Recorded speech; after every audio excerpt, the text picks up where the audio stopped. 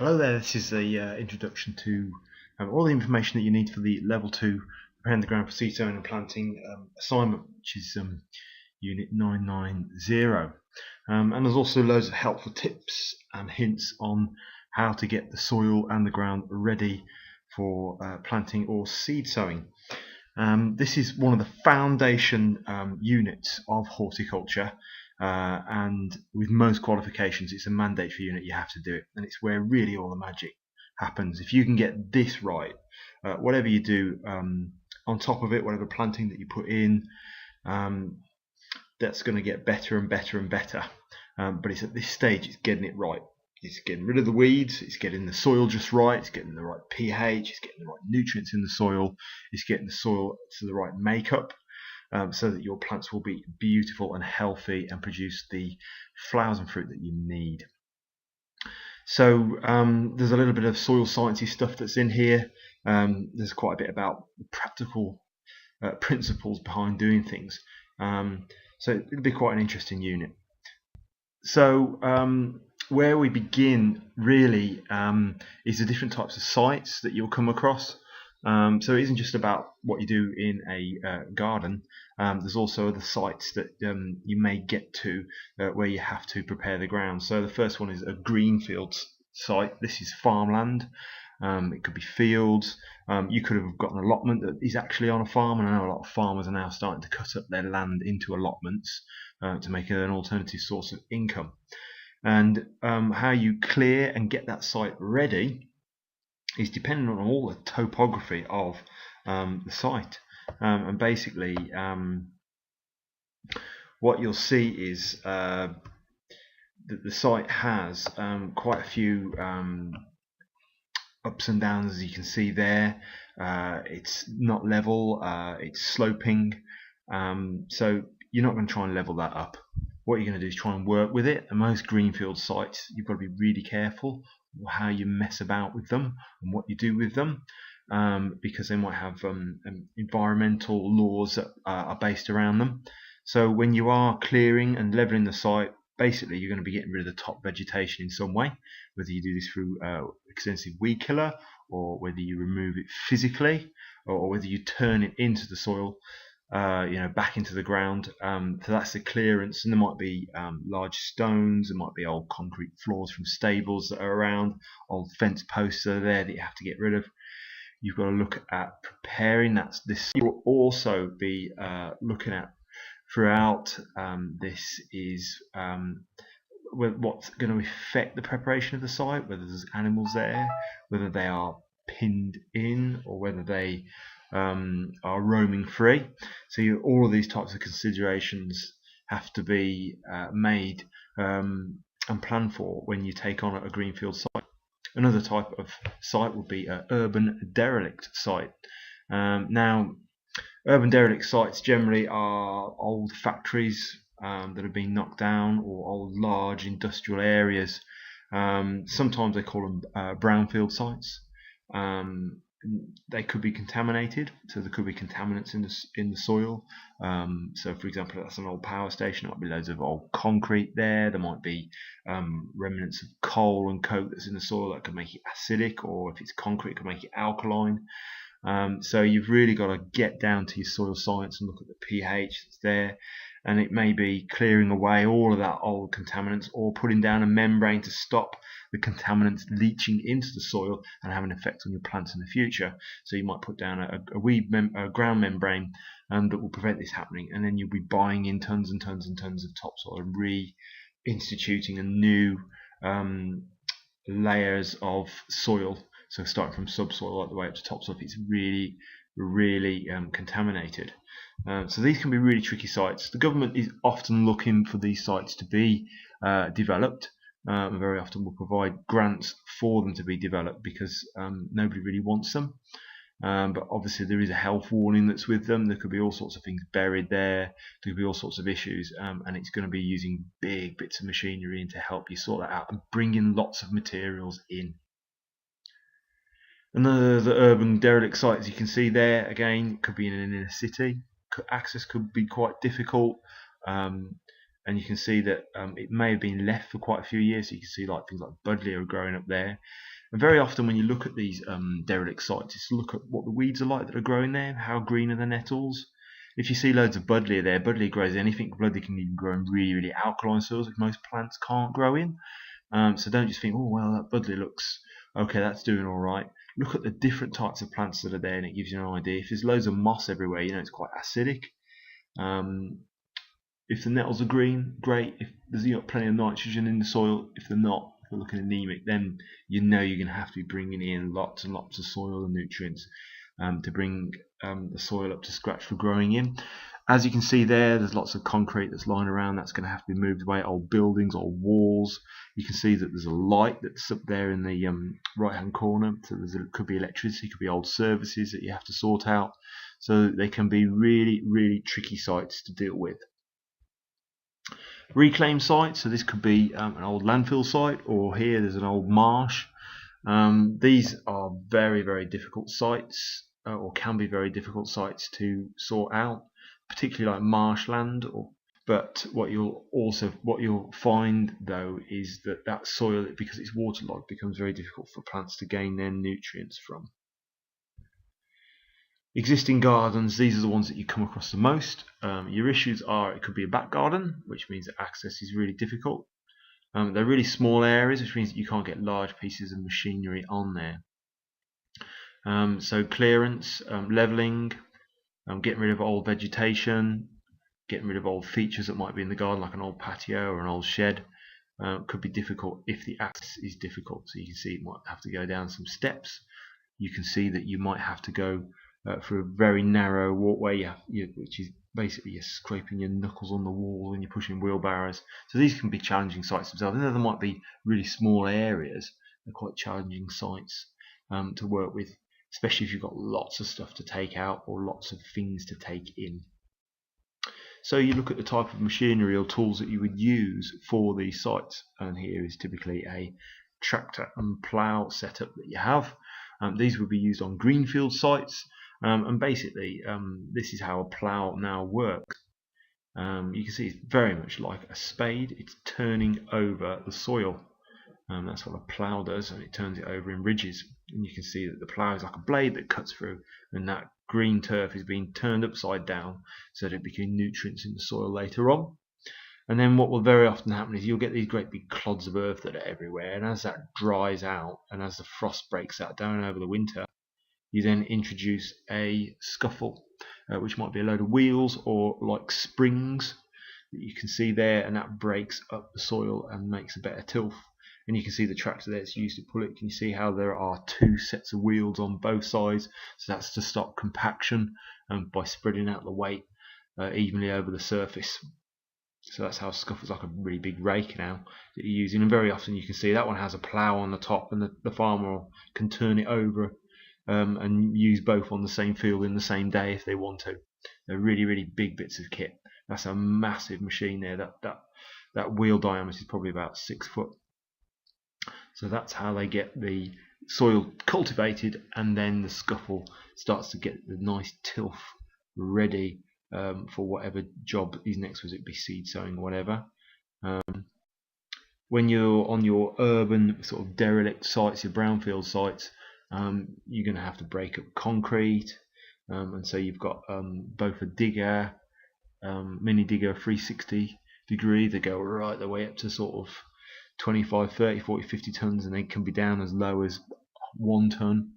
Some of them will pass through doorways. They've got tracks that go in. So the mini digger is a tracked mini digger. It turns around 360 degrees, and you can put attachments on. You can see that there is a attachment like a hose, hydraulic hose, where they can put a breaker on it. And again, the other one there is also that good old-fashioned JCB. Although JCB is a brand, that is a front loader with a backhoe. That's what it's technically called. And there's all sorts of makes. You can get a Bobcat, you can get Case. Obviously there's a JCB there. So it's not just JCB that's made those, but you tend to see a lot of JCB like that. So you've got that amazing huge bucket for scooping up loose soil, and then it's got the backhoe. Again, you can put attachments on for breaking concrete, or for digging out trenches, or for loosening up the soil. But on your reclaimed land, you're going to be using really, really big machinery to dig those trenches, wide tracks, maybe even floating tracks, and also to get rid of that water, some big industrial petrol pumps to get the water away from where you don't want it, where you want to reclaim the land. And again, you might be bringing in loads and loads of soil, loads of rubble, to build up the layers so that you repel the water, stop it from coming back in again. So those are your main sites, other than what you might use in a back garden. So here we have a back garden, and you can see the machinery or tools are hand tools now. It's much smaller, it's things that you can push, so it's pedestrian run things. So we've got a rotavator or cultivator there, and then you've got a number of different types of rakes. This is what you traditionally use in a back garden where you can't get the machinery in, or the job's just too small to justify larger machinery. So what you're trying to attain is the right, correct type of tilth, and all of those tools that we've seen, and all those pieces of machinery that we've seen in the past slides that were used for the different types of sites will help you to get those different types of tilth. So the tilth is the crumbly texture of the surface. So you can see where the hand is there, that's fine tilth, and that might go right the way down to dust. Then you've got in the middle medium tilth, which is a sort of like an apple crumble sort of feel, and then there's a coarse tilth where you've got stones and large clods of soil still there. So the fine tilth can have its problems. It can get too dry and dusty and blow away. Medium tilth is the ideal place, and you can either put seeds or you can put smaller containerized plants in. But the large coarse tilth is where you might be doing the wildflower sowing of seeds, rough stuff that comes up really, really well, or larger, more established plants can go in a coarse tilth. So this is the science that's behind it. Medium fine tilth is great for seeds, because what happens is the seed needs to absorb water. That's why we've got H2O. That's the way it is programmed to germinate, by taking in water, and that water has to penetrate the hard coated surface of the seed. Once it penetrates that surface, it programs the seed to germinate. Hence why you look at things like lentils or rice. You boil them before you can eat them, because they're really hard. That coating's made them really hard, and it's not until you boil them that hard coating is penetrated and it swells up, which is what the rice does or the lentils do, and then we can eat them. But actually, that's when, if it's in the ground in the soil, it will germinate. So what's happening is the water goes in, it programs the seed to germinate. And because the seed has this fine tilth that is around it, or this medium tilth, it's like a sponge. So the moisture is held against the seed coat for a long, long time. And that breaks down that seed coat. And then the seed can absorb the water and germinate. But as you can see, when you get coarse tilth, you get large air pockets in between, which means that the seed isn't in contact with the soil, which means the seed isn't taking in water, which means that eventually it could dry out and then it would fail to germinate. So that's when you've got lumpy coarse tilth with large stones that's the soil in it. And again, if you've got a plant that you're putting in that's got roots, a containerized plant or a bare root plant, you can see there that on the medium tilth you can see that the soil is right against the roots. It's in contact with it, it's taking in the moisture, and if it's taking in the moisture, it's taking in the nutrients, and that's helping it to take in sunlight and turn that into food and do photosynthesis in a really efficient way. If it isn't taking up nutrients and water through the roots, then you will find that it will not be able to effectively take in sunlight and carbon dioxide through the process of photosynthesis effectively, and the plant will become anemic looking. It will look like light green. It won't flower, it won't fruit, it won't do what it's supposed to be, it won't look healthy. So that's what medium tilth is. But as you can see there, with the air pockets of coarse tilth, it's not in contact with the soil, it's not taking in the water, it's not taking in the nutrients, and so eventually the plant will become more and more unhealthy and eventually die. Particularly this is with very small plants that are planted in this. If you've got larger plants, established plants, bare root trees, or that are native to this country, then they can cope with it. But your smaller stuff, it can't cope with this heavy, coarse tilth. So different types of tilth. So the fine tilth, generally speaking, might be useful for sowing a lawn, or for putting turf on top of, or for an allotment situation where you've got a range of seeds. but obviously you just got to be careful. It can easily cap over. That's where it forms a cap and it becomes really hard, and the water can't penetrate it, and air can't get through, and the soil becomes lacks nutrients, or it could even just dry up and blow away. So there's a caution with that. Medium tilth is the best situation. It's the best of both worlds. Most plants, most seeds will grow in that, and it's suitable for containerized stocks, back garden, or seed sowing on commercial jobs. So getting that medium, that apple crumble tilth, really is your ideal, and that's what generally I like to see in the assessments. Is getting a medium apple crumbly type tilth. The coarse tilth, again, you'll see in large environmental projects, large scale projects where it's large containerized stock or large bare root stock, might be in a car park or it might be in a meadow that's been created. That's where you'll see coarse tilth. But in a back garden situation, it's no good. And you want to get the soil consolidated and leveled, and the way to break the tilth down, get rid of the lumps, is to tread it. So treading will be done in smaller situations, whether that be on your allotment, but on a larger situation a roller will be used, but you have to be really careful with using a roller. It can actually do more harm than good in the wrong hands. So it tends to be on larger commercial jobs where you might be sowing loads and loads of grass seed on acres of land. But generally speaking, this helps you to level out the land, get rid of air pockets so that they don't become a surprise later on when you're walking over it, or it helps it for when the seeds are something firm to grow in so that it doesn't blow over once it starts to grow up and it can put some roots down. So getting that just right, and that will help get it a nice even and level surface. And generally speaking, particularly with smaller seeds or smaller plants, an uneven surface will have a dramatic effect. Because it can either put the plant in shade, or it can put the plant in light. It can put the plants in more water than others, so some can dry out, some can become waterlogged. So it's really, really important that you get the treading and consolidation just right. So there are the situations where you would use these two types of consolidation. So an important part of the soil is pH. It doesn't feed the plants. It helps the plants take up nutrients carefully. So the big important thing that you need to understand about nutrients is that plants don't get food from the soil. Plants aren't made of soil. Plants are made of carbon dioxide, and they've gone through a process of turning sunlight into food through a process of photosynthesis. But in order to do that effectively and efficiently, so that the plant becomes vigorous and does what it's supposed to do, whether that's producing fruit or flowers or nice green lush foliage, in order to do that it needs to take up some simple nutrients out of the soil. Just as we would get our sustenance from food that we eat, we need nutrition, we need things like vitamins to help us to process and get the goodness out of the food. And pH helps them in that process of taking the nutrition out of the soil. pH stands for power to hydrogen, and it helps the way that the plant takes up the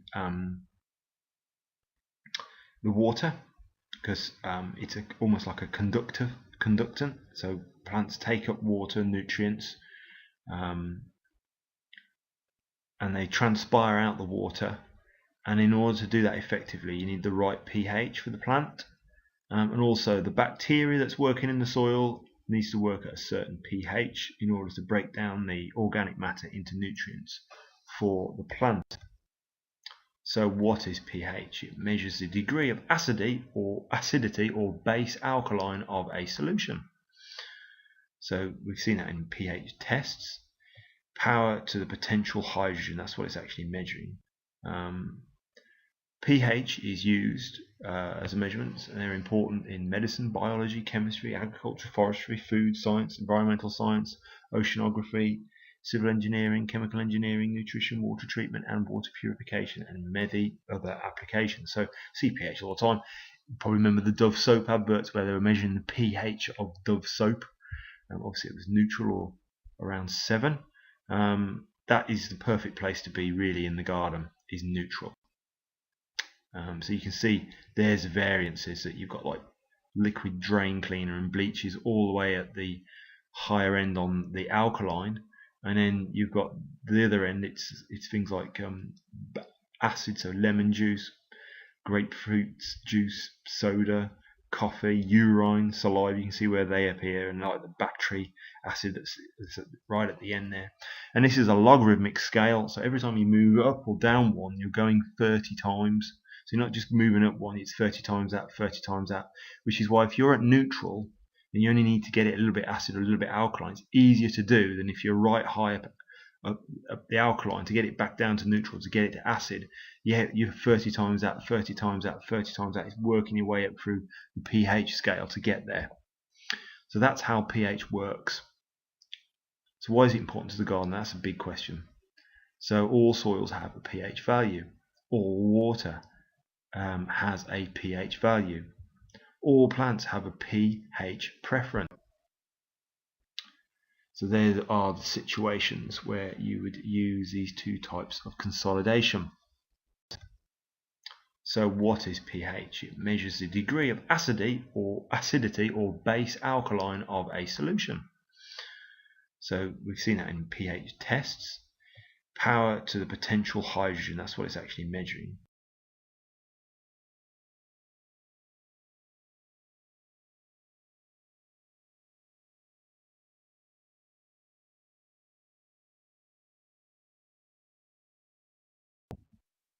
And what you can start to see here on this slide is that all of the major nutrients that plants need are really available. They get really fat, those lines, so like nitrogen, phosphorus, potassium, sulfur, they get really fat around about 7, and then they start to thin out when you start to go, so you can see that it becomes less and less available to the plant as you go up or down the pH scale. So getting it around about 7 or neutral, where the line is at its thickest, is the ideal situation to get with your soil. So alkaline nutrients like calcium are leached from the soil. Alkaline nutrients like calcium are used up by the plants. Microorganism activity releases acids. Rainfall tends to be slightly acid. We're all worried about acid rain. And some fertilizer are acidic. Animal manures are acidic, it has urine in it. So the soil can change from alkaline to acid to more acid quite easily. In particular, it's the likes of the rhododendrons, azaleas, camellias, echinanthus, pieris. Those are the acid or ericaceous plants, and they are classified as a group of ericaceous plants. It comes from the idea of heathers. Heathers are ericaceous. Heather is called erica, so that's where it comes from. And these are there's very few alkaline loving plants. They're more alkaline tolerant plants. So there's not plants that actually physically need alkaline soil, but they're a bit more tolerant of it. And your brassicas tend to like it a little bit more alkaline, with a bit more chalk in the soil or lime to stop clubroot. And changing the pH can be done easily. So there's your lime, your chalk that you can put down. And actually lime can even help break up clay soils. But you've just got to be very careful. And knowing what your soil type is, being able to feel whether it's clay or whether it's loamy, so it's got lots of organic matter in and roots in, or whether it's sandy, you know how much lime to put down. And obviously a way of increasing the acidity of chemical ways to use sulfur, although manures, wood chip that's from conifers, so a lot of conifer hedges being cut down, these are great ways of creating a more acidic soil. And it's the best way to do it through organic matter such as manures, because that's natural and it's really good long-term investment in your soil by adding organic matter. And so the question is when should things like compost be added? And the big question you always ask about compost is it well rotted or is it partially rotted? Is it unrecognisable what it used to be? that means it's well rotted, or is there quite big chunks of it that you think, well, that used to be a tea bag, or that used to be potato skin, or that used to be a branch. If there's a lot of that in, then you've got to decide when you're going to add it, and timing is crucial. So if it's like your allotment, you can add it in the autumn, sheet it over the soil in a thin layer. If it's not well rotted, so if it's still got quite big chunks of stuff that hasn't broken down there, you can allow it to break down over the winter. But your well rotted compost is what you use in the late winter, early spring, and you'd add it all as soon as just before you're about to plant. That's the point when you add that, because that means that the nutrients are available. Stuff that is not well rotted compost will not only mean that its nutrients are unavailable to the plants, but actually it will actually start to draw nutrients like nitrogen out of the soil in order to help it rot down. So it is totally counterproductive. And also you've got to think about the type of plants you're putting in there. You wouldn't put new little plants, expensive plants, in partially rotted compost. You'd buy or get or invest in good, well rotted compost or manure. But your larger plants, common plants, you can put in a less refined type of organic matter. In particular, it's the likes of the rhododendrons, azaleas, camellias, echinanthus, pieris.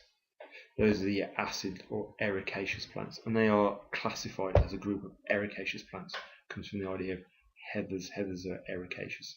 Heather is called erica, so that's where it comes from.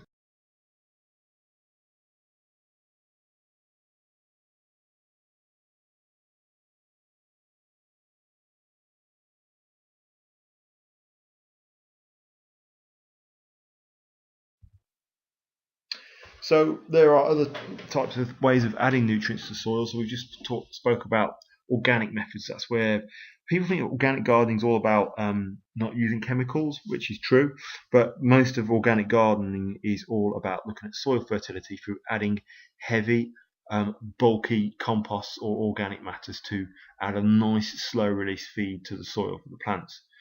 Another aspect of adding nutrients isn't just organic matter, but also might be top dressing. So adding a dry fertilizer, whether it be fish blood and bone, whether it be phosphagen, whether it be bone meal, whether it be ash, putting a sprinkling of that on the surface of the soil and raking it in just before you're about to plant, or top dressing around plants. But obviously the warning sign is don't get it on the foliage because it can tend to burn it. There's a whole host of dry fertilizers, whether it be chicken manure, fish blood and bone, grow more, phosphagen, wood ash is another great fertilizer to add to the soil. So it's improving the nutrient levels of the soil all the time. And for plants to get an immediate fix of nutrients, you would add in the growing season when plants are fully ahead, because it leaches out very quickly, because it is already as a solution. It's as a water. So when the plants are in full growing season, when the temperature's gone above 13 degrees in the day, plants are starting to grow and take nutrients out of the soil. Liquid feed that's dissolved, like you can see there in a watering can, will be absorbed into the plant very, very quickly and will get use out of it. But obviously it doesn't hang around for very long. It tends to wash away quickly or get used very, very quickly. So you tend to do this a lot more, and you tend to do this on a lot of containerized stuff as well, where it gets leached out of a small area.